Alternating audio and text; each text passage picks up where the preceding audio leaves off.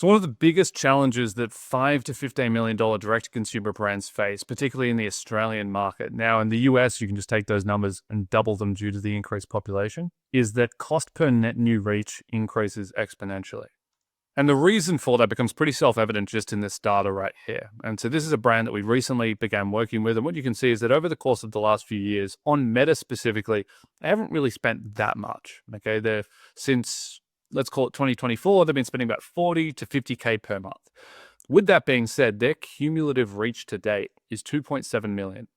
Might not sound like a lot of people, but when you take into consideration that in Australia, reachable on Meta, there's about 23 million people, and their TAM, realistically, out of those 23 million people is about 20%. It means that there's 4.6 million people that are reachable on the Meta platform that could potentially buy from them. They have already reached over 50% of their TAM, which means that if they were to increase spend, let's say to $100,000 a month, they would have about a 5 to 6 month road in which they're reaching new people. And then there'll be no one new to reach, and they'll have to reserve to the same audiences. And so what ends up happening in these accounts is that cost per net new reach goes up exponentially. And so it's a really helpful metric to look at just to understand whether the account is reserving to the same people over and over again, or whether it's genuinely reaching new audiences. What this also causes is it becomes really difficult to scale an e-com brand in that $5 to $15 million range because of this issue specifically, which is the fact that eventually every single person on the Meta platform has seen your product that is in your TAM. And so what do you do? Well, you need to reserve to all the same people with unique creative, unique offerings. You need to be more convincing. You need to get them over the line, new product offers, etc., which is very, very difficult. It's much easier to just serve your initial product with the initial creatives that are working and scale off the back of that to 5 to 10 mil. And that's why 90% of businesses never really scale past 10 million in the e-com space. But further to this, an easy solution would be to go, well, can we just reach more users that are in our TAM? And the answer generally is yes. And there's a few things that we've identified that allows us to do this very easily. And you can also use these specific tactics within Meta to be able to self-analyze whether the tactic's working. Number one, you can see with this particular brand, there was a precipitous drop-off in cost per net new reach in the month of December. Now, November's always going to have a really high cost per net new reach, and the reason for that is because you don't generally reach new audiences on a first impression within November. Generally, November just reserves to middle of funnel and everyone that's seen your ads before and then collapses them into the actual sale. However, this is still 50% lower than any previous month. Why was that? It's because a new angle was introduced into the account. Now, this is prior to us actually working with this brand, but a new angle being introduced that went after a different persona that they've never gone after before immediately unlocked a bunch of reach. The account went, okay, with these creatives, we can reach completely different audiences to who we were previously targeting. And so reach went from 70 to 90,000 a month in net new reach to 130 to 233,000. So a bunch of new audiences were unlocked here with practically the same trailing spend.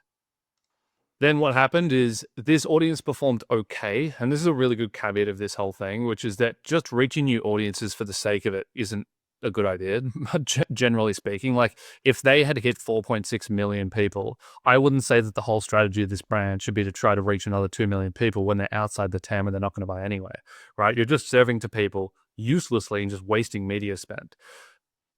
And so this served to a completely new audience and it was relatively effective. The issue is this persona that they were going after was kind of small. And so after 2 months, it started to fatigue and then cost per reach ballooned again and net new users reached went down.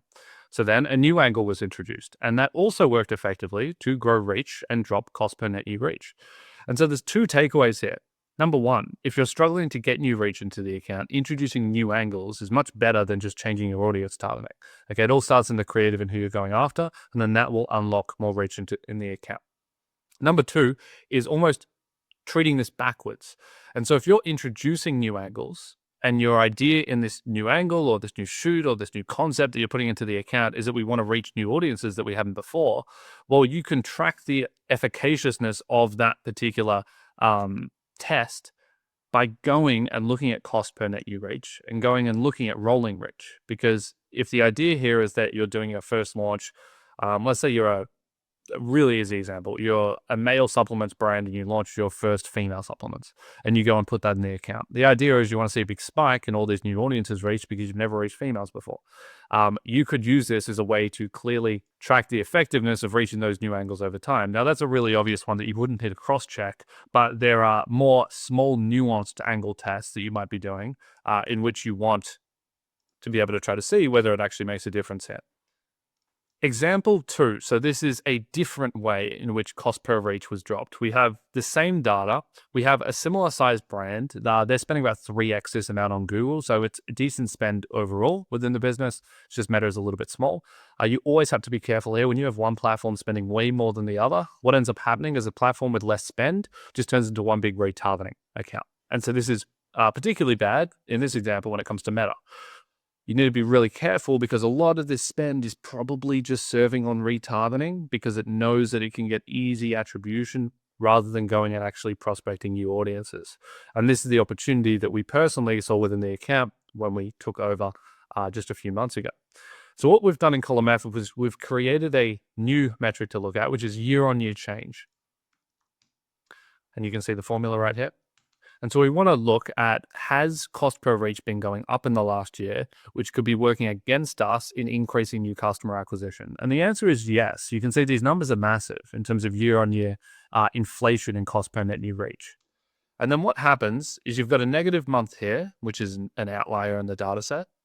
And then you've still got a massive high percentage, so 70% growth year-on-year in cost to reach.